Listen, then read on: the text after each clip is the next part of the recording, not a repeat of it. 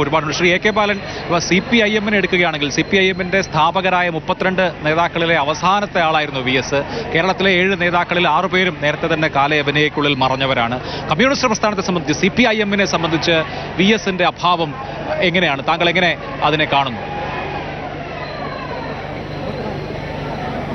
ഇതിൽ CPIM-ന്റെ ജനകീയ അടിത്തറ വർദ്ധിപ്പിക്കുന്നതിൽ അടിസ്ഥാന വർഗത്തെ ശക്തിപ്പെടുത്തി ആ അടിസ്ഥാന വർഗത്തിൻ്റെ പ്രക്ഷോഭ സമരങ്ങൾക്ക് പ്രോത്സാഹനം കൊടുത്ത് ബഹുജന പ്രസ്ഥാനങ്ങൾ വഴി കമ്മ്യൂണിസ്റ്റ് പാർട്ടിയെയും ഇടതുപക്ഷ ജനാധിപത്യ മുന്നണിയെയും വിപുലമാക്കുക, ജനസ്വാധീനം വർദ്ധിപ്പിക്കുക, ഈ ഒരു കൺസെപ്റ്റിലാണ് അദ്ദേഹം തൻ്റെ സംഘടനാ പ്രവർത്തനത്തിന് ശക്തമായ രൂപവും ഭാവവും നൽകുന്നത്.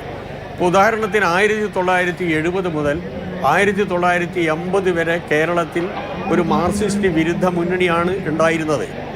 ആ മുന്നണിയെ പൊട്ടിക്കുന്നതിന് വേണ്ടി വർഗ സമരങ്ങളും വർഗ പ്രക്ഷോഭങ്ങളും പ്രധാനപ്പെട്ടതാണ് എന്ന് മനസ്സിലാക്കിക്കൊണ്ട് നിരവധി പ്രക്ഷോഭ സമരങ്ങൾ ആ കാലഘട്ടത്തിൻ്റെ സംഭാവനയായിരുന്നു. അതിൻ്റെ പിന്നിലെ ചാലകശക്തി എന്ന് പറയുന്നത് സഖാവ് VS ആണ്. ഇപ്പോൾ പ്രത്യേകിച്ച് ഞങ്ങളെപ്പോലുള്ള വിദ്യാർത്ഥികളെ അടക്കം മിച്ചഭൂമി സമരത്തിലേക്ക് എത്തിച്ചതും ജയിലിൽ പോകാൻ നിർബന്ധിക്കപ്പെട്ടതും മിച്ചഭൂമി സമരവുമായി ബന്ധപ്പെട്ടുകൊണ്ട് സഖാവ് VS-ന്റെ പ്രസംഗങ്ങളും സഖാവ് VS-ന്റെ ഇടപെടലുമാണ്. മിച്ചഭൂമി സമരം ഈ കേരളത്തിലെ വർഗ സമരത്തിൽ ഏറ്റവും പ്രധാനപ്പെട്ട ഒരു സംഭവമായിരുന്നു. യഥാർത്ഥത്തിൽ കേരളത്തിലെ ഭൂമി പ്രശ്നം പൊതുസമൂഹത്തിൻ്റെ മുമ്പിൽ കൊണ്ടുവന്നതിൽ സഖാവ് VS-നോളം പങ്കുവഹിച്ച മറ്റേതെങ്കിലും നേതാക്കളുണ്ടോ എന്നുള്ളത് സംശയമാണ്. ഇപ്പോഴും ഞാൻ ഉറപ്പിച്ചു പറയാം, കേരളത്തിൽ സഖാവ് VS-ന്റെ സംഭാവന എന്ന് പറയുന്നത് ഭൂപരിഷ്കരണ നിയമം നടപ്പിലാക്കിയിട്ട് പോലും അനധികൃതമായി ലക്ഷക്കണക്കിന് ഏക്കർ ഭൂമി നിയമവിരുദ്ധമായി ചില ശക്തികൾ, ചില വ്യക്തികൾ കൈവശം വെക്കുന്നു എന്ന കാര്യം ഈ പൊതു സമൂഹത്തിൻ്റെ മുമ്പിൽ കൊണ്ടുവന്നതിൽ സഖാവ് VS-ന്റെ പങ്ക് അദ്വിതീയമാണ്. അതാണ് ഞാൻ VS-ന്റെ ഒരു സംഭാവനയായി കാണുന്നത്.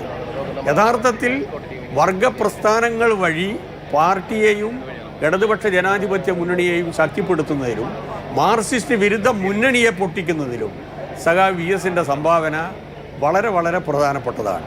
അതിൻ്റെ ഉൽപ്പന്നമാണ് ഇപ്പോഴുള്ള ഇടതുപക്ഷ ജനാധിപത്യ മുന്നണി ഗവൺമെൻറ്.